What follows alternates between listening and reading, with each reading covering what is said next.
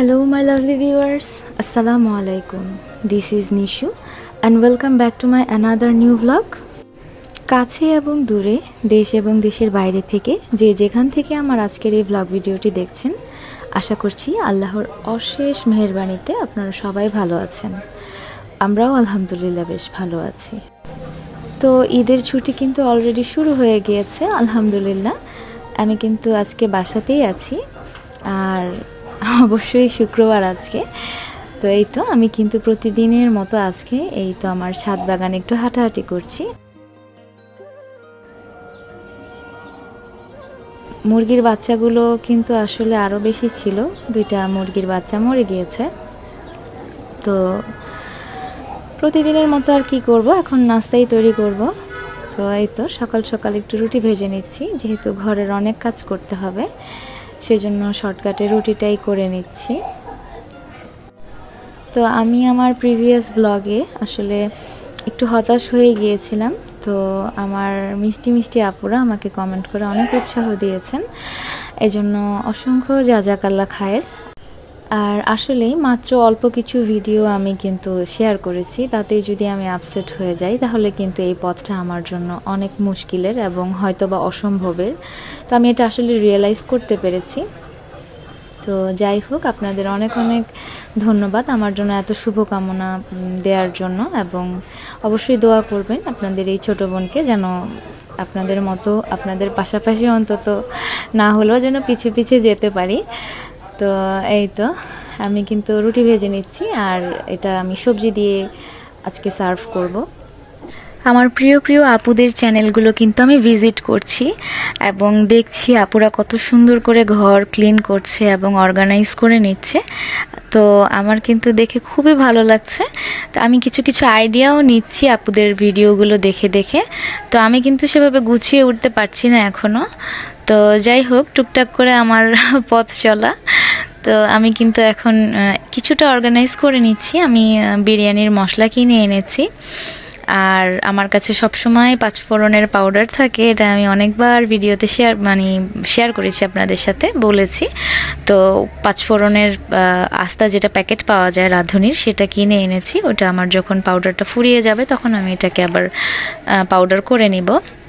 তো বিরিয়ানির প্যাকেট বেশি করে আনার কারণ হচ্ছে বিরিয়ানি তো আমার অবশ্যই লাগবে, যেহেতু কোরবানির ঈদ, আর মাংস দিয়ে আমি একটু বিরিয়ানি রান্না করব বেশি করে। তো এই প্রিপারেশনের জন্য কিন্তু আমি আরেকটা জিনিসও নিয়ে এসেছি। সেদিন আমি একটু মার্কেটে গিয়েছিলাম, আমি কিন্তু আপুদের সাথে শেয়ার করেছিলাম যে আমি শপিং করে কি এনেছি সেটা আপুদের সাথে শেয়ার করব। তো আমার মশলাটা গুছিয়ে নেওয়া শেষ, আর এই তো আমি কিন্তু এখন আমার ডাইনিং স্পেসটা একটু ভালো মতো মুছে নিব, যেহেতু এখানে আমরা খাওয়া দাওয়া করেছি এবং আমি মশলা টশলাও গুছালাম। এখানে হয়তো কিছু ময়লা টয়লা পড়েছে, তো এটাকে এখন আমি ক্লিন করে নিচ্ছি। আর এটা ক্লিন করে নেওয়ার পরেই আমি আপনাদের সাথে শেয়ার করব যে আমি আসলে ঠিক কী কিনেছি। আসলে হয়েছে কি, আমি চিন্তা করেছিলাম যে আরও কিছু টুকটাক কিনবো, যেমন আমার ডাইনিংয়ের এরিয়াটা, ডাইনিং স্পেসটা আমি একটু অর্গানাইজ করতে চেয়েছিলাম। বাট যেভাবে চেয়েছি সেভাবে কিন্তু আমি কোনো কিছুই নিয়ে আসতে পারিনি। শুধু আমার একটা হাঁড়ি কিনেছি, আর আরও কিছু কেনার কথা ছিল, যেমন এই যে আমার গ্লাসের স্ট্যান্ড, এটা আমার বাবাটা ভেঙে ফেলেছে। এটা সে সবসময় গ্লাসগুলো নিয়ে রাখবে আলাদা করে, তারপরে সেটা নিয়ে খেলবে, এবং এটা শেষ পর্যন্ত ভেঙেই ফেলেছে এবং হারিয়ে ফেলেছে স্ট্যান্ডের অনেকগুলো অংশ। আর এই তো আমার একটা ক্যাবিনেট কেনার কথা ছিল, প্লাস হচ্ছে ডাইনিং টেবিলের যে কাভার, এগুলো চেঞ্জ করার কথা ছিল, আর গ্লাস স্ট্যান্ড কেনার কথা ছিল। বাট আমি কিন্তু কোনো কিছুই কিনিনি এখনও পর্যন্ত, আর জানি না আমি ঈদের আগে কিনবো কি না। এই তো আমার ওয়াটার ফিল্টার, আর এই পাশে হচ্ছে বাচ্চাদের খেলনা, আর ওই পাশে আমার বিন। তো এগুলো সব কিছুই আমি অর্গানাইজ করব। এটা হচ্ছে অর্গানাইজ করার আগের আর কি লুক। তো যদি অর্গানাইজ করতে পারি বাচ্চাদেরকে নিয়ে শেষ পর্যন্ত, তাহলেই শেয়ার করব। আর এই তো আমার সেই কিয়ামের অ্যালুমিনিয়াম কুকওয়্যারটা, এটা 36 সাইজের। তো এটা আমার অনেক দিনের ইচ্ছা ছিল কেনার।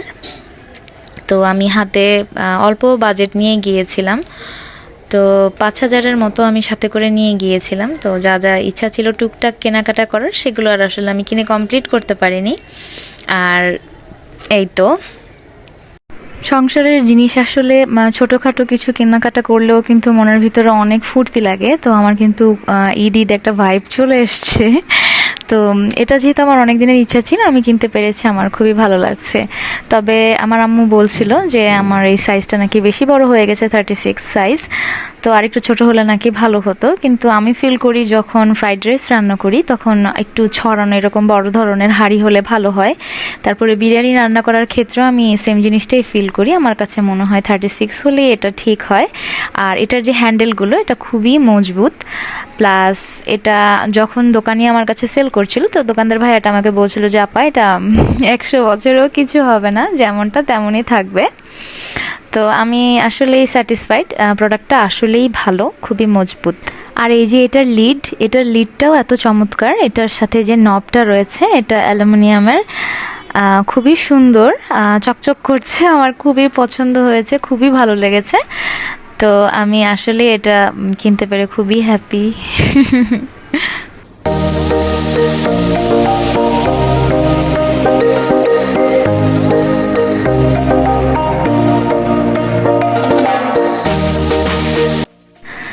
তো এই তো তারপরে রান্না বান্না কিন্তু করতে হবে, না হলে খাবোটা কি। তো এই তো ফ্রাইং প্যানে আমি কিন্তু তেল গরম করতে দিয়েছি, আর এর মধ্যে এখন রুই মাছ ভেজে নিচ্ছি। তো কিছু কথা বলবো, এই জন্য আসলে রান্নার পার্টটা আজকে স্কিপ করিনি। ওই দিন একটা আপুর ভিডিও দেখছিলাম, আমি ওই আপুটার চ্যানেলটা সাবস্ক্রাইব করে এবং বেল বাটন ক্লিক করে রেখেছি, নোটিফিকেশন পাওয়া মাত্রই তার ভিডিওগুলো আমি দেখি। তো আপুটা বলছিল যে আমরা আজকাল ইউটিউবে কি করি, জাস্ট একটা খুন্তি নিয়ে নাড়ানাড়ি করি, তারপরে সেই খুন্তি নাড়া অবস্থায় কিছুক্ষণ কথা বলি, ব্যাস এভাবে করে একটা ব্লগ শেষ করে দেই।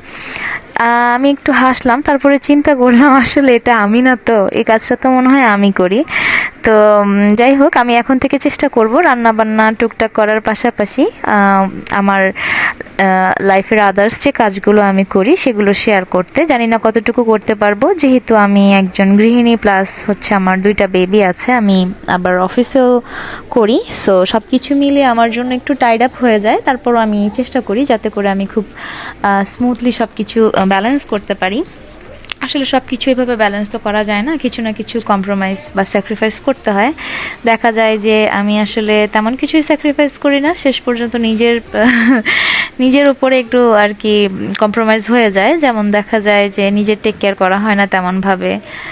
তো এভাবেই চলে জীবন। আর এই তো আমি কিন্তু কথা বলতে বলতে এর মধ্যে একটু কাঁঠালের দানাগুলো দিয়ে দিলাম। এটা আমি গতদিন দেখিয়েছিলাম কিভাবে কাঁঠালের দানা ক্লিন করতে হয়। কাঁঠালের দানা ক্লিন করা যদি আপনারা দেখতে চান খুব সহজে কিভাবে কাঁঠালের দানা ক্লিন করতে হয়, এটা তাহলে আমার প্রিভিয়াস ভিডিওটা দেখে নেবেন, আশা করি আপনাদের খুব কাজে দেবে। ইদানিং মনে হয় নেগেটিভ নিউজগুলো একটু বেশিই বেড়ে গিয়েছে। আসলে এইসব নেগেটিভ নিউজের জ্বালায় আমি কোনো কিছু ঠিকভাবে দেখতে পারছি না। ইউটিউবে ঢুকি তো ব্লগ ভিডিও দেখার জন্য, বাট দু একটা নিউজ কিন্তু চোখের সামনে চলেই আসে। যেমন এই যে এই নিউজটা, ডিভোর্সের শোক সইতে না পেরে কন্যাকে হত্যার পর পিতার আত্মহত্যা। আসলে এই ধরনের অনাকাঙ্ক্ষিত ঘটনাগুলোর জন্য কে বা কারা দায়ী? সংসারটা আসলে অনেক কঠিন চ্যালেঞ্জের একটা জায়গা। তো যে এটার জন্য প্রস্তুত নয়, আসলে তার বিবাহ বন্ধনে আবদ্ধ হওয়াটা উচিত নয়, এটাই আমি মনে করি। সংসার করতে গেলে দেখা যায় এরকম অনেক মানুষের জীবনে হাজারবার সুইসাইড করতে ইচ্ছে করবে, কিন্তু সুইসাইড কিন্তু করা যাবে না। এটাই হচ্ছে ম্যাচিউরিটি।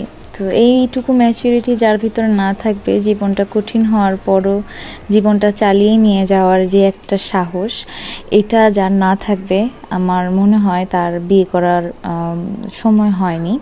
তো ওইভাবে মানসিকভাবে প্রস্তুতি না নিয়ে আসলে বিয়ে করাটা উচিত না। তো যাই হোক, আমার ভিডিওটি ভালো লাগলে লাইক করে দিবেন, চ্যানেলটি সাবস্ক্রাইব করে পাশে থেকে যেতে পারেন, আর বেশি ভালো লাগলে শেয়ার করে দিতে পারেন। তো সবাই ভালো থাকবেন। আল্লাহ হাফেজ, আসসালামু আলাইকুম।